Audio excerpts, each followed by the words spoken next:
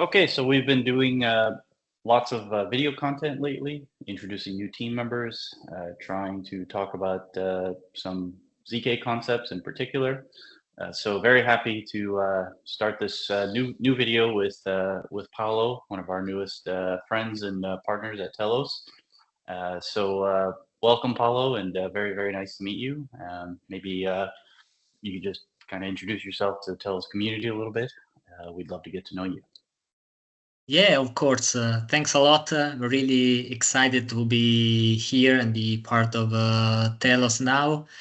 So, what to say? I'm a computer engineer, and yeah, I started my career in telecommunications, and then at some point I switched to consultancy and had the opportunity to work on several projects from several different industries like biomedical, manufacturing, automotive, and so on. And then at some point, I got really excited about blockchains. So yeah, they looked like very promising technology. And then I started this journey that brought me here at Telos now. So very excited to be here. Yeah, wonderful. Yeah, we were talking just before we started recording.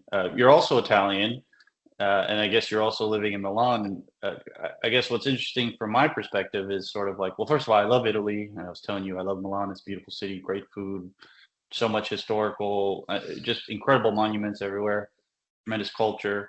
But also, it seems like, between Alberto, Danielle, our other ZK researcher, mathematician, PhD, and now you as well, there's seemingly some incredibly talented ZK researchers and let's say blockchain engineers coming out of Italy. So I'm just wondering if I mean, obviously Italy's played an important role, particularly when you look at the history of monetary science. Of course, the Medici's invented double entry accounting and so on. So I'm just curious, like, is something going on in Italy? Like, where are all these very talented people, coming into ZK? Like, what's going on there? Yeah, that's very interesting, John. So I can tell why, unfortunately, but yeah, I noticed the same thing, and I don't know if it relies in a way on the academic environment. A lot of researchers doing interesting things, and also having the ability to make new engineers grow and then start working on emerging technologies. Because yeah, during my experience with blockchains, I've seen many researchers, and yeah, I can see how this industry is very particular, probably as any new emerging technology requests. And yeah, there are a lot of talented people, skilled researchers that are doing great things here. So Yeah, no, that's an interesting point. I mean, the academic institutions and just academia in general, I think, is very strong. Certainly, and not just in Italy, but even extending into the Italian parts of Switzerland, for example. Lugano obviously has tremendous researchers as a big hub for blockchain, for crypto, etc. So yeah, maybe if you don't mind, I'd love to hear what you think about the current state of the blockchain. Maybe some of the challenges and opportunities we're facing, and then maybe talk a bit about your initial kind of thinking about the current ZK landscape, and then maybe after that we can get into some more details. yeah, sure. So maybe I can start from the beginning of my career in blockchains, because as I mentioned, I was working on totally different things, even though in reality I had some experience with distributed systems. But I started just a few years ago working on blockchains. And from the very beginning, I could understand that there was something really promising that could bring to a revolution in the technological world.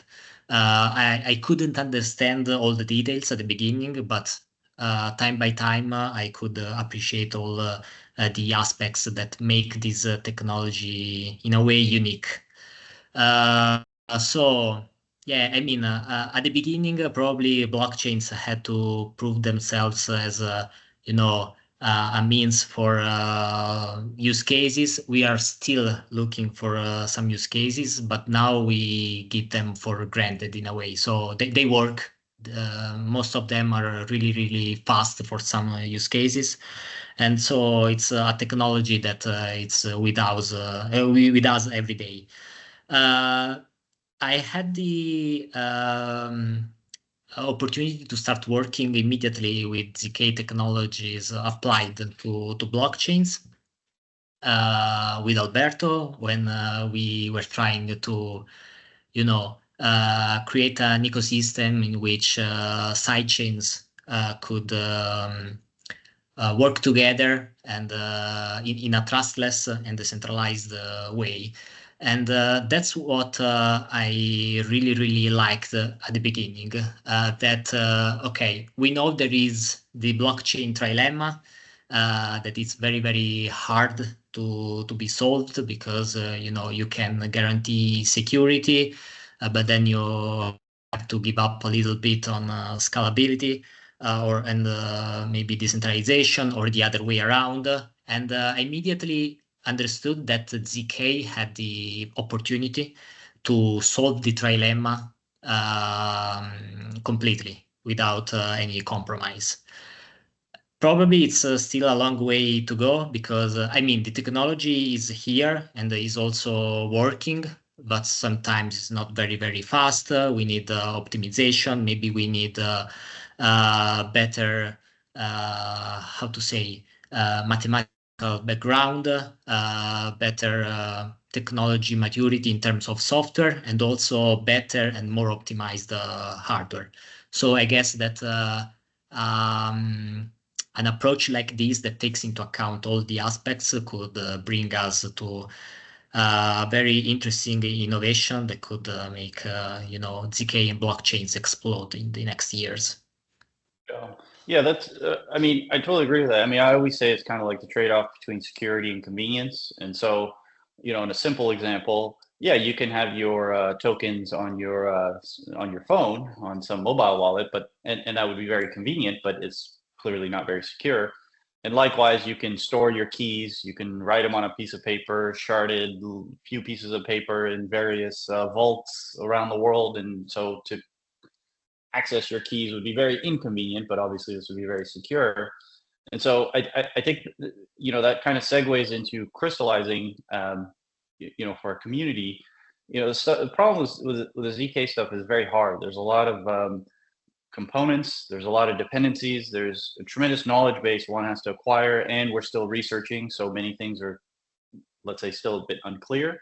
And so it's difficult to try to understand exactly why particularly, let's say, some of the researchers get very excited by this stuff. And so maybe if you could drill down a little bit more, the extent to which the trade-offs maybe don't have to be so extreme insofar as actually there might be opportunities to have very high performance and potentially much more convenience without necessarily trading off on security, for example. And so, I'm just wondering if you can maybe drill down a little bit more on that, specifically how ZK can help enable more scalability, better security, maybe not necessarily, while not necessarily compromising on, convenience, for example. Yeah, of course.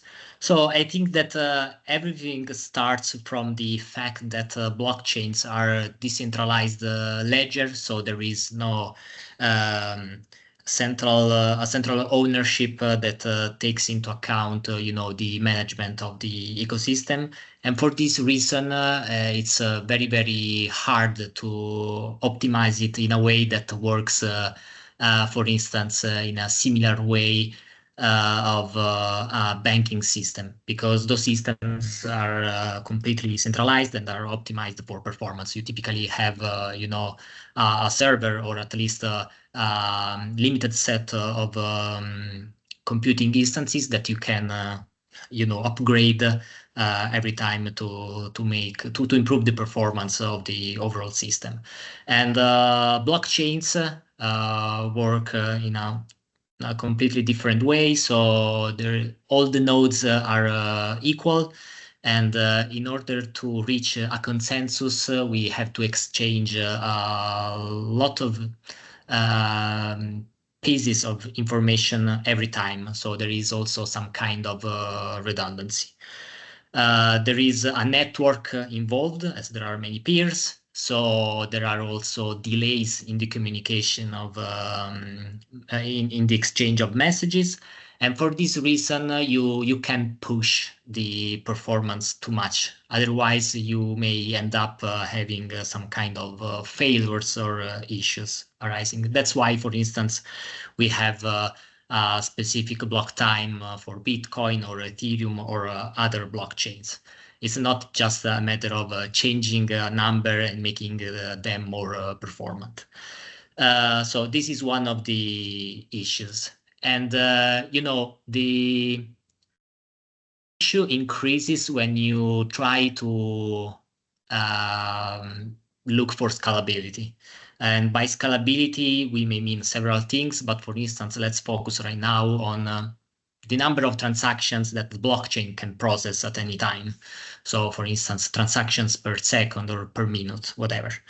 And of course, we have a limited size of blocks in a chain, and also a limited block time due to the considerations we made before.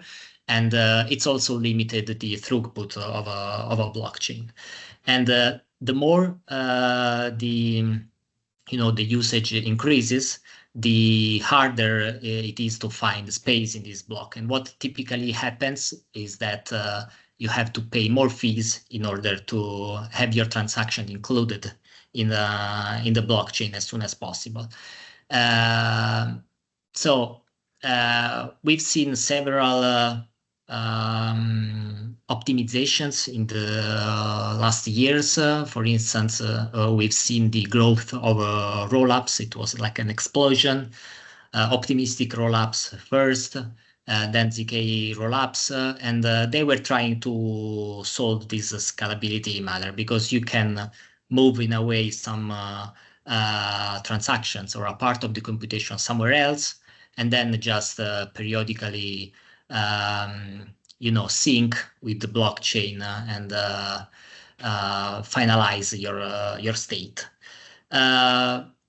This appears to be a brilliant idea. Of course, there we have to pay attention to the other two aspects that we mentioned about the trilemma. So, for instance, the security and the decentralization. If we look at the rollups landscape right now, we can see, for instance, if we go on a website like L2Bit, we can see that the most used ones are optimistic rollups, even though in reality ZK rollups should be faster in case of issues, in case of frauds. And in general, when we look at the implementations, we see that some of them have a centralized sequencer, for instance, or some centralized actors in the workflow. They may missing some withdrawal capabilities in case of failures and so on. So this is why I think that the optimization of the ZK technology could bring to a very, very good solution that could solve the issues that we see right now with the existing technologies, without giving up on all the things related to scalability and so on. Yeah, no, I totally agree with that. I mean, so Carl Flourish, founder of Optimism, old buddy of mine, we were colleagues at Consensus, super good kid. I love him very much. I mean, they've been doing tremendous work. I kind of tease them sometimes. I say, it really should, I call it hopeful roll-ups. You sort of hope that things work out. And obviously, the problems are very, very hard, and there has to be some trade-offs. At least that was some of the thinking early on. Of course, with respect to disputes or instances where maybe there's a type of fraud, then clearly there's a little bit of a trade-off there in terms of how you resolve it potentially. But yeah, I think one way to characterize the current landscape of ZK is, and I just want to be very clear, all the researchers, all the people working on this stuff, they're like my heroes. I mean, this is like very, very hard. It's very hard. And so you have to have these incremental steps. But, you know, I think there's been a race to sort of get out there quickly. And so there's a whole host of trade-offs. The kind of meme that I use is everyone's been racing to kind of build the Alta Vista or Yahoo of search. But then in one moment, Elasticsearch comes and now sort of Google wins everything. And I'd love to hear your take on this, but my view has always been that, in fact, ZK innovation continues to move forward at a tremendous pace.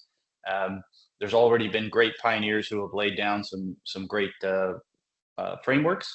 And I believe, and this is kind of the approach of Telos, that you have to be sort of flexible insofar as you can stay current with the latest, be able to quickly, well, basically fail cheap and fail fast, constantly experiment. And then in one moment, you'll have a bunch of components that are somehow mature and you can put the pieces of the puzzle together. And now you have this like robust system. And one concrete example is recently, Alberto was able to generate RISC zero proofs on his mobile device just as fast as his laptop, perhaps even faster. And so I'm just wondering if you can kind of talk to, and you know, your view as far as how to approach this ecosystem. And sorry, just to kind of cement this point, I think a lot of groups also, obviously, they've raised tremendous amounts of capital, as they should. I mean, this stuff requires huge investment, and maybe being locked into certain assumptions, like very, very, very strong assumptions. You know, in my mind, maybe that's a little bit more difficult, given that you probably have to be quite agile and flexible and stay current with the innovation. So I'm just wondering if you have some thoughts on the ecosystem as it stands now and kind of how it's developing, and what optimal approaches sort of look like to you as a researcher and as an engineer. Yeah, that's a very, very interesting point. So I have the feeling that right now the ecosystem in general, I mean, the state of the industry is in a way, you know, hard to visualize in a way, meaning that you know, the blockchains exist from 15 years, more or less, and yeah, I mean, we give them for granted. So they work, they're fast, they are used a lot every day by millions of users. But it's still an emerging technology if we compare it to other things we use every day, like I don't know, mobile phones, internet, computers, whatever. So it's hard to understand where we are in terms of evolution of this technology. I can't tell if it's gonna be fully mature in 2 or 3 years, or if there is space for work even after 10 years from now, 20 years from now. Really, really hard to say, and everything will depend on the evolution of some components like ZK. Of course, we have to reach the mass adoption, not only in terms of users, because I think that we have many users if we compare, I think, into account the traffic on all the blockchains. But probably we are somehow limited in terms of use cases, because, for instance, it's hard to find something that is not just a payment or just an access to the DeFi or maybe some gaming. In which case, to be honest, I tried a few things in the past, and the user experience is not very good because you have again delays. So whenever you want to progress in your game, you have to sign a transaction. You know, there are several things that have to be optimized. Of course, it's not possible to have an on-off switch so that we go immediately to the maturity state. And it's important to balance the approach because not only on blockchains in general, also in other industries, I've seen people trying to push very much and having products ready, you know, in a few months, less than 1 year, for instance. And, you know, in that case, there is not much space for evolution, for making something that is disruptive or something that is unique and adds value compared to the other solutions. And that could work, for instance, if you detect a specific area and also specific set of customers that you want to address. And that, for my experience, works only if the technology is mature enough and also the industry is mature enough. And on the other side, I've seen also projects pushing a lot on the research without having in mind the possibility to deliver, without a roadmap for making releases. And that could be painful as well, because you may end up in 3, 4, or 5 years with something that is that has value from a technical standpoint and from a research standpoint, but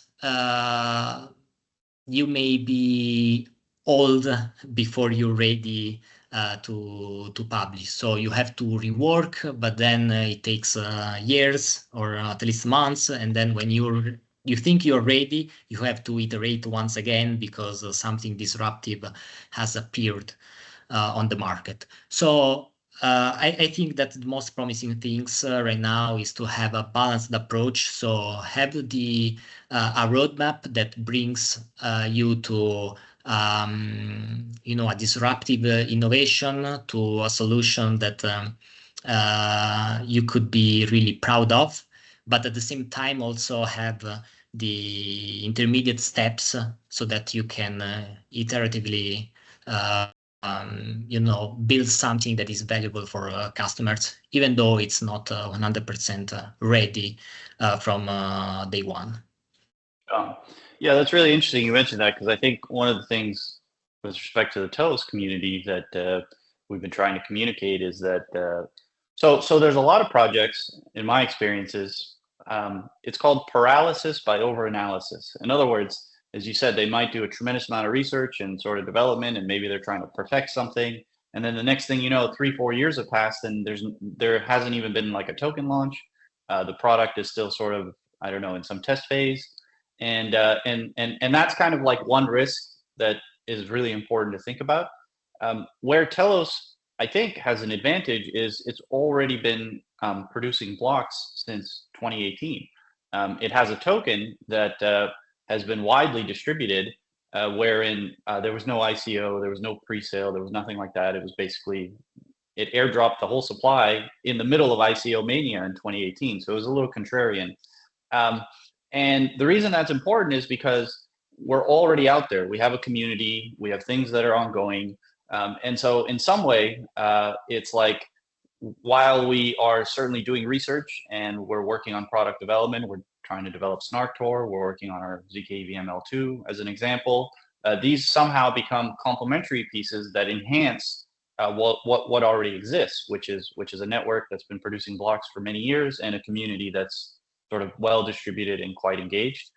And so I just wanted to kind of make that point, because yeah, you're right. There's a lot of, and there has to be a good balance, right? There has to be a good balance.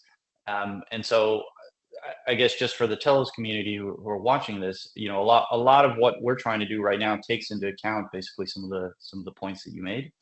Um, and then I guess thinking a little bit more about, as you said, the current state of blockchain, the ZK rather, and how to take an optimal approach.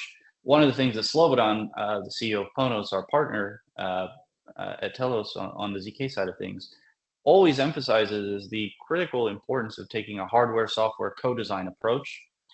In other words, thinking about these things from the start in tandem. And so to some extent, we have this already existing ZK ecosystem. Maybe many wonderful, great projects that are doing important work, but maybe they haven't taken that approach because perhaps a few years ago, it wasn't the case that hardware has advanced to the state that we see now, and that it continues to progress in. And so there might be trade-offs there that otherwise wouldn't exist if you sort of took a hardware software co-design approach from the start. And I know for a community sometimes it's hard to understand, or it might be a bit unclear what that means, but I'm just wondering if you could talk a little bit about what hardware software co-design means to you in the context of building a robust, you know, performance ZK system. Yeah, sure. This is a very interesting point. So what I've immediately understood when I joined the blockchain industry was that you know, blockchains brings unique challenges in a way. I mean, not new ones, challenges that maybe you can find also in other industries for other technologies, but I've never seen before so many challenges together to be faced when you develop technology in this area. So we mentioned before the fact that we have some limitations in terms of block time, block space, and that's mostly because we have software that has to run on some kind of hardware. So when we talk about decentralization, of course, we mean that we would like to have blockchains adopted by every single person on Earth. But in order to do that, you have to make it cheap to run a blockchain node. And you know, if you want to push a little bit for performance, you can increase the block size, for instance, or can require network delay that is very, very low. But in that case, people should leverage more expensive hardware. And of course, it's not gonna work if you try to push it too much further. So that's why I think taking into account all the aspects, including hardware, is gonna be crucial in the next years. Because on one side, I think that the mathematical aspects and also the software engineering matters could be easily phased so that the technology is mature enough. But then you have to run your software on some kind of hardware. You mentioned before the fact that we were able to generate a proof on a mobile phone. And this is amazing. I mean, today we could say, okay, something just good. But if we go back like a few years ago, it's impressive. It's impressive that we can do such things on so small devices. And yeah, if we push even more for the hardware aspect, let's say, I think that we can very, very quickly reach a point in which you know, the technology is ready enough to be adopted, but not only by major actors that have the possibility to spend a lot of money in hardware resources and also software services, but by every people who want to access the blockchains. And I think this is crucial and critical because Satoshi created Bitcoin with this philosophy in mind of allowing everyone to be part of this ecosystem. So I think it's one of the most important things that we have to take into account. Yeah. Yeah, so I definitely want to, I completely agree. I definitely want to talk a bit about SNARKtor, but before we talk about SNARKtor, I'd love to hear your views on basically user-generated proofs. And so one of the examples I always give is in the context of self-sovereign identity. So the extent to which you can establish your identity on-chain, you can have your canonical identity, you can have persona constructs. The persona constructs can describe you in different contexts, right? So maybe you're a gamer and your persona construct has attributes that describe you as a gamer. Or maybe you need to get a bank account, so you need a KYC persona, which obviously will have attributes related to your identity and your passport and your birthday, etc.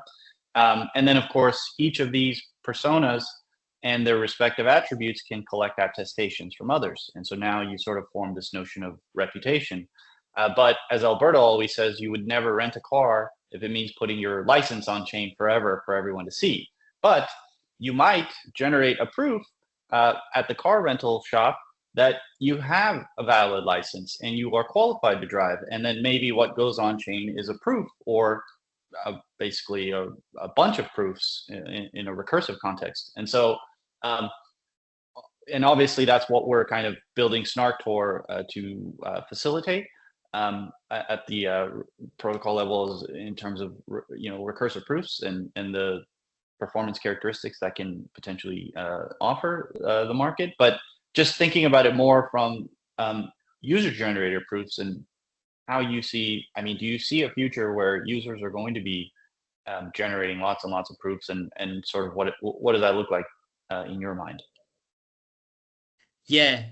I agree, and I think that's the case because we are used to a world in which for everything we do right now on the web, we just give out information to anyone. So you want to, I don't know, book an hotel, and you have to register maybe with your Google account or your email address, and then you have to fill forms which require you to, put your address where you live, your phone number, and so on. And I mean, it's normal nowadays, and probably not that bad until bad things happen. Let's say. Because we see that in the last years there was a huge growth in terms of attacks from hackers who tried to steal data, and every year is always worse.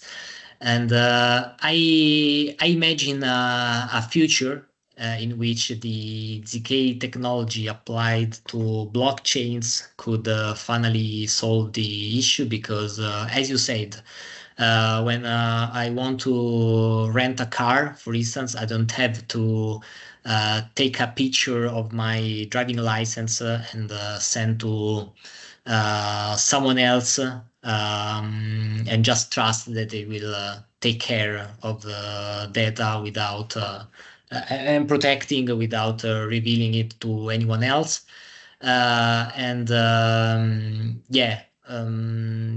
There could be the possibility to do all these things on chain without revealing sensitive data. So I don't know if I've always been too much paranoid in a way, but I would like to live in a world like this. And I think that the ZK evolution and solutions like SNARKtor could really bring us to this world. Yeah, I wouldn't call it paranoia. I would say, data protection is fundamental. Moreover, it's actually enhanced compliance insofar as there's obviously data protection laws GDPR, etc. And so there's strict requirements. And so if you're a business, the extent to which you have to validate someone's identity, let's say, and now you are required with potentially huge liability to safely secure that data, and then later you get hacked, you know, as a business, you might now face tremendous liability. I mean, you could get sued. There's a lot of things that can happen. And so it's quite onerous actually for that business in that context to then also be, you know, a cybersecurity company, and so on. And so I wouldn't, you know, I think it's important to care about your protecting your data, but also in this context, still you can have, for example, selective disclosure or granular authentication. So if there are instances where you have to reveal the contents of, let's say, a proof, you can do that. And so in terms of ensuring compliance and enhancing basically the data protection laws that already exist, I would argue that ZK sort of is an ideal tool in this direction. And so yeah, you're not paranoid. I think you're just very prudent, and I'd like to live in that world too. So yeah, I think that kind of like gives us an opportunity to kind of talk about SNARKtor as a tool, a framework, a protocol, which can enable this and much more. Because as Alberto says very often, in fact, this lack of data protection, which is inherent to blockchains because everything is transparent, right? I mean, everyone can see everything, limits the number of potential use cases we can realize. I mean, in the world, we're sort of still able to realize a small subset of use cases. So that kind of, if you think it through, sort of leads you to recursive proofs for a number of reasons, including performance characteristics, which improve the user experience. And so I'm wondering if you can maybe talk a bit about recursive proofs as you understand them, and then SNARKtor as you understand it, and how you think this could all potentially come together, you know, as we continue to develop. Yeah. I really would like to go through this, and I'll try to start from my initial point of view when I first heard about SNARKtor. So, of course, we mentioned these things before, but we have a sort of a scalability issue with the current blockchain systems. And scalability not only in terms of how many transactions you can have per second, but also in terms of the use cases, as you said. So if you go on Bitcoin, for instance, today, we can move coins, but we don't have the flexibility of an EVM, for instance, to build smart contracts and custom applications. And okay, we can move to something like Ethereum, but even there, you know, you have some kind of flexibility, but this is not exactly the same situation that you know, developers see when they want to create a new web application using the technology they want and deploying on the environment they prefer. So, of course, in terms of user experience and also developer experience, we have to fill a huge gap. Okay, why do we leverage SNARK proofs on chain in order to allow scalability? I guess it's mostly for two reasons. And one of them has to do with the aggregation, and the other with the intrinsic characteristic of ZK proofs. So the first one related to ZK proofs is the fact that you can provide the proof of a generic computation, getting rid of all the burden of verifying you know, the extended data.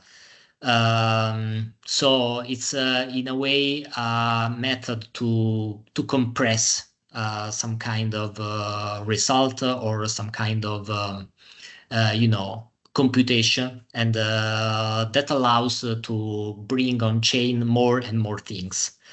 And that would also allow to separate what's the execution environment on chain and what's the the development aspect that could leverage different technologies, different languages, and be even more flexible. So this is an example of how you could use ZK technologies. And that's what, for instance, we discussed about, generating a proof from your smartphone. So you use completely different hardware and software that is written, for instance, on a different language that is not Solidity or anything else we use nowadays for smart contracts. You generate a proof, and then that's verified on chain using the inner technology of that specific blockchain through a verifier. And that's one part. The other part of the scalability is that, of course, again, if we allow any people to generate a proof, we would have a very, very high throughput as soon as we have several use cases and a huge increase in the number of users. And for that reason, you have to do something, off-chain. And that's the approach that several projects try to go through in the last years. For instance, Rollups. The only and that's a smart thing, even though the problem is that when you move things off chain, you have to trust someone else. You have to trust, for instance, I don't know, a sequencer or a set of validator nodes that are expected to be honest. But again, who knows? And leveraging ZK can allow us to move those things off-chain without reducing the security guarantees and without requiring to trust someone else. Because, when you create a proof and it's valid, I mean, everyone can easily verify it, even though the computation behind this proof generation was very, very, how to say, slow and resource demanding. And that's where the aggregation comes into help, because, we may have 100 proofs coming in a specific moment from 100 users. And, if you try to submit them on chain, you would feel blocks us up, and then you would have the same problem of fees raising during this, some kind of spike. And the aggregation is a mechanism of chain that allows to take all those proofs and then gradually create smaller subsets of proofs that are proving that those proofs are valid. So it's like a tree in a way. So you take a pair of proofs and aggregate them into another proof that is not bigger and is not more expensive to be verified. It's just another proof. And then you can go step by step until you have just one final proof. And you can submit that proof on chain so that you don't have to verify 100 proofs, and you don't have to allocate space for 100 proofs, but you have to do that just once. And this is the huge potential of ZK technology and how SNARKtor could really provide the perfect solution for the adoption of SNARK proofs. Yeah.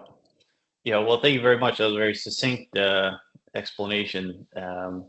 We've been for some months now communicating with our community and trying to explain these concepts, and I think you did a fantastic job there.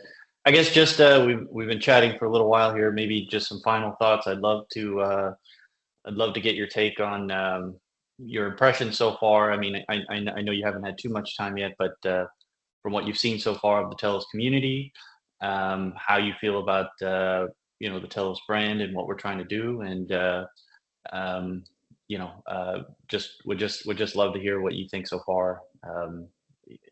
Based on your early interactions with Telos.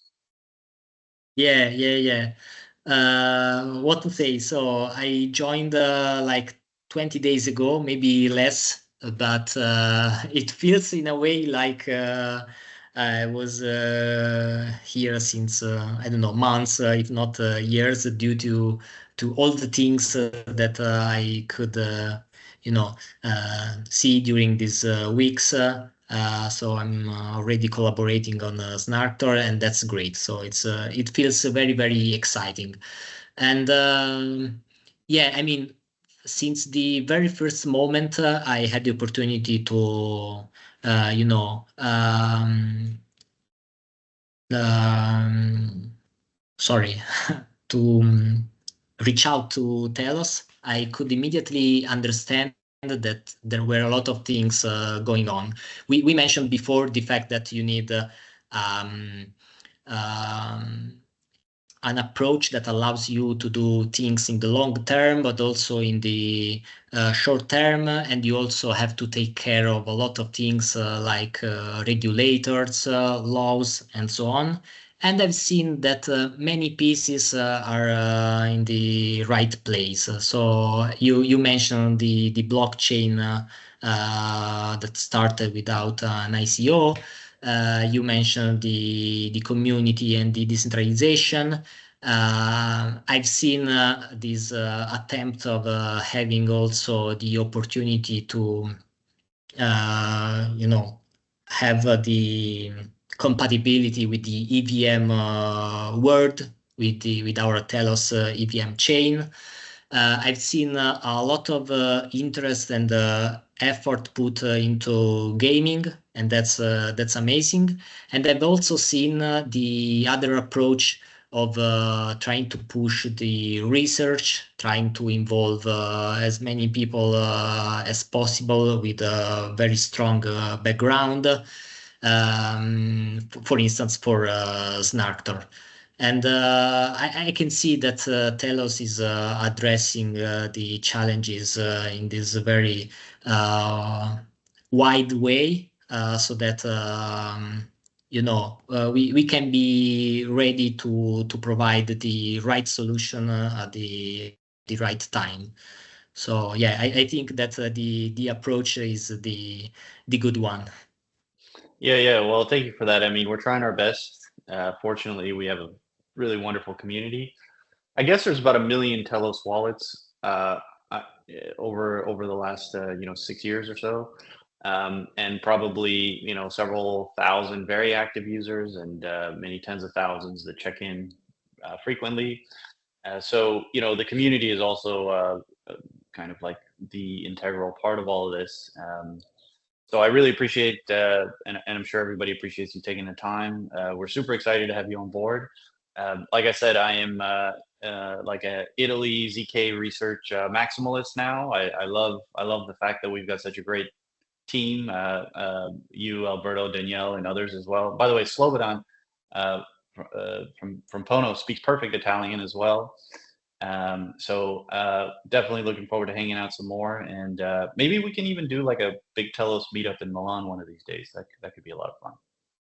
Yeah, yeah, that would be great. And thanks a lot, John. I'm really, really excited to be here.